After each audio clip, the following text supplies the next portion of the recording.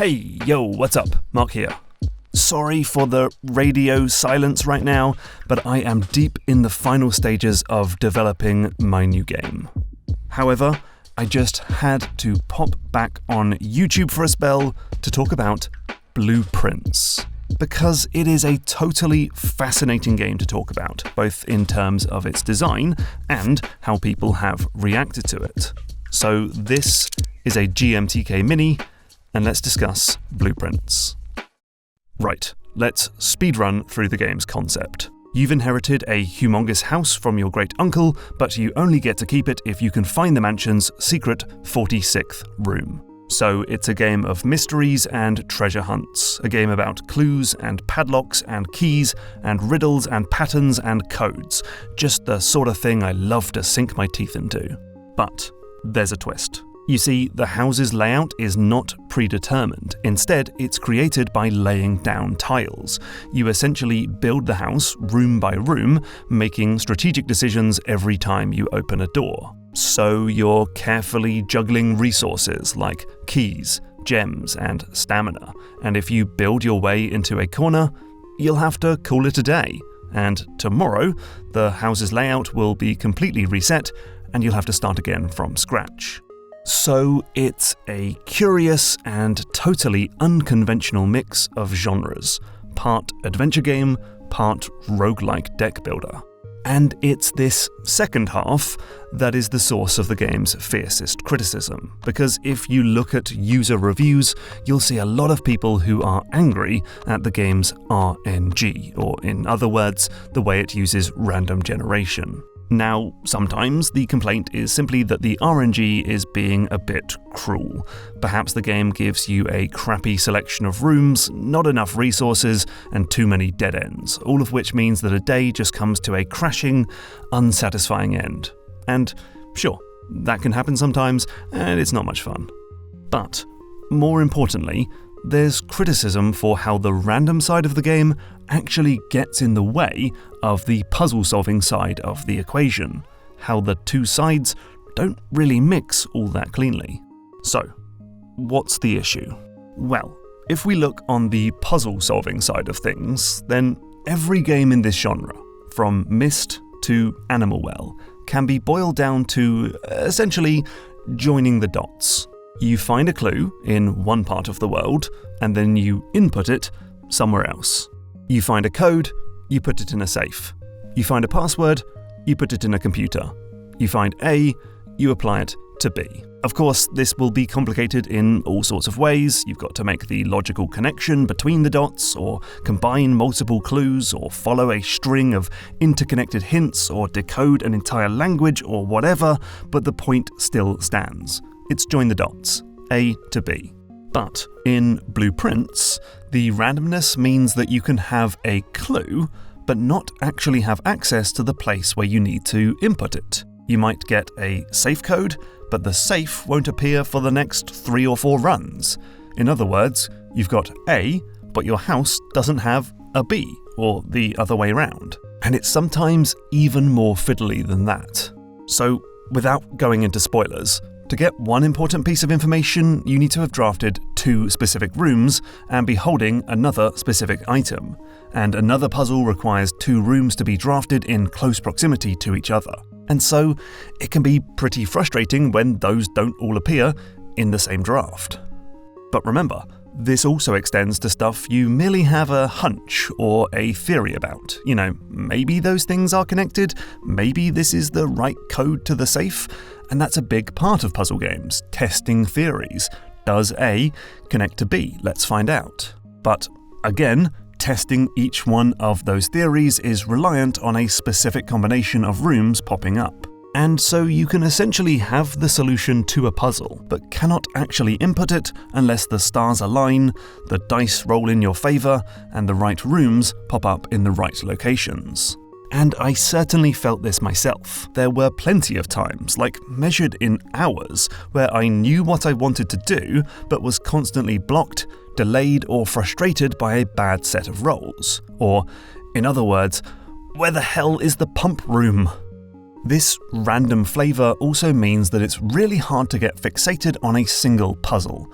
You can't just follow a single thread or go down one specific rabbit hole because there's no guarantee that the game will give you the rooms you need for that. Instead, you need to be able to pivot and adapt to what the house gives you each day. You got the secret garden key? Okay, let's try and figure out how to use that. Drafted the bookshop? Let's focus on making loads of money so we can buy new books. That sort of thing. And that, to me, was a hard pill to swallow. I'm very methodical with puzzle games. I like to focus on solving one thing at a time. And some of my favourite adventure game moments are all about that. Chasing the quantum moon in Outer Wilds or following the golden path in Tunic. In fact, I find it pretty overwhelming to juggle lots of loose threads, theories, and hunches. I get lost in the weeds, and Blueprints has a lot to juggle. Multiple storylines, a huge family tree, dates, codes, numbers, languages, paintings, chess pieces, locked doors, and seeming dead ends. So I found it tough to get knocked off a thread, and sometimes would just keep re-rolling until I got the rooms I needed for my current investigation. Okay, so I think that defines the problem. Adventure games rely on players making connections between different elements, but when you add in randomness, you can make it tedious or even impossible for the correct elements to even show up.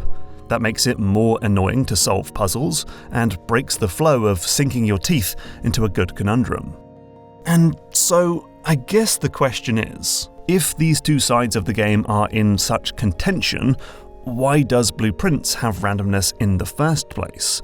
Why did developer Dogubomb pair a Myst-like game with one about shuffling a deck of tiles? And would the game be better if it was just a fixed house full of secrets?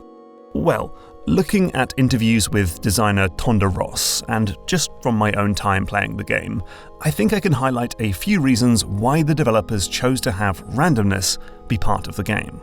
Okay, so 1, the game is simply more novel. There are already plenty of games about finding secrets in mansions, but there aren't many games about drafting the mansion yourself, tile by tile. That's usually a board game thing. 2, it adds to the sense of mystery and intrigue. The sheer number of possible rooms and layouts creates a massive possibility space. Stumble upon a secret and it feels like a genuine discovery, especially because you might not see this room again for ages. 3, it adds another dimension to the puzzle solving. Having to get specific rooms near each other is a puzzle in of itself. It's a way of proving knowledge to the game. Just like how Outer Wilds can ask you to be at a specific location at a specific time during the loop, Blueprints can ask you to manipulate the house in a very specific way in order to solve a puzzle. 4, it gives the game an exciting final challenge in order to solve the overarching puzzle to open door 46. It's like doing that final loop in The Forgotten City or that epic final run in Prey Mooncrash. You gotta nail everything in a single run in order to finish Blueprints. And 5, it gets rid of dead ends and brick walls. In a lot of adventure games, you can just find yourself stumbling around the same environment over and over again, looking for some tiny thing you missed or some connection you've yet to make. But in Blueprints, just start a new day and you've got a whole new set of things to check out.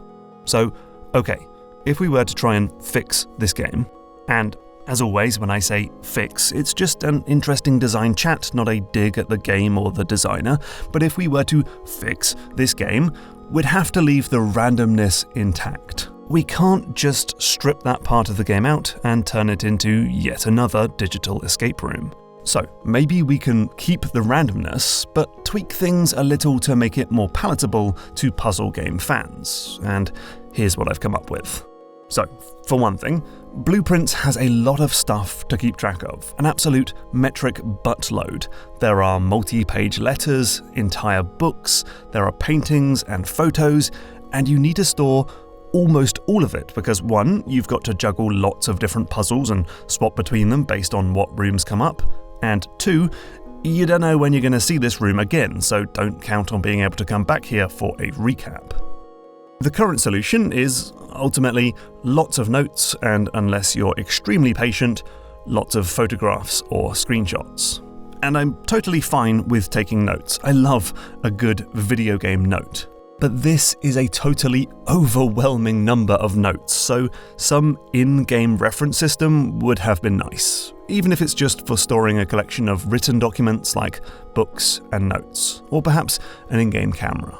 Solution 2 is to give the player more opportunities to change the drafting pool so you can make certain rooms more likely. Let players game the RNG to focus on making specific runs happen. Now, I'll admit there is a little bit of this in the game as it stands. There are ways to change the rarity of a room, you can find various ways to re-roll layouts, you can force specific colours of room, and you can cause changes in the next day's pool. But it's still surprisingly limited. You can't easily remove rooms from the deck, which is a key part of deck building games, and there are limited ways to increase the likelihood of a very specific room appearing. Another possible solution is to simply change the way the game communicates things. For instance, it's kind of weird that Blueprints tells you exactly how many days you've been in the house. This can add an unnecessary sense of time pressure, like you need to hurry up and get to room 46. It's been a month already. Are you serious? And this lingering tally can put a real emphasis on quote-unquote wasted runs as they start to add up. But in reality, there's no limit to how long you can take. It doesn't matter if you find the antechamber on day 1 or day 100, and it's perfectly fine to skip a few days if the RNG isn't working out.